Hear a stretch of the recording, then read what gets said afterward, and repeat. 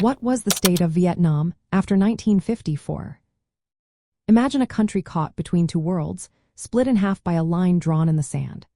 That was Vietnam after 1954, a nation divided into two very different places.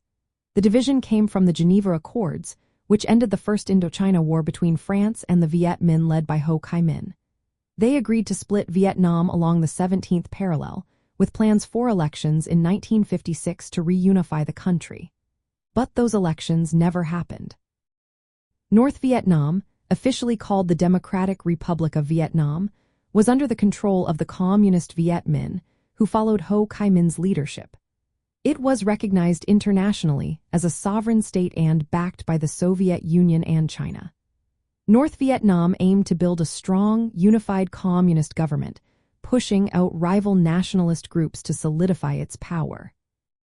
Meanwhile, South Vietnam, initially called the State of Vietnam, was led by Emperor Bao D-1EA1I. Later, Prime Minister Ngo Dinh Diem declared the Republic of Vietnam in 1955 after a controversial referendum. South Vietnam rejected the Geneva Accords and especially the planned elections, fearing that communists would win. The United States, which did not sign the accords, supported South Vietnam both politically and militarily. Their goal was to stop the spread of communism in Southeast Asia. The Geneva Accords also called for the withdrawal of foreign troops and the stopping of military movement across the 17th parallel. But these rules were not fully followed.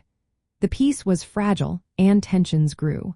Both sides prepared for more conflict, knowing that the promised elections would not take place.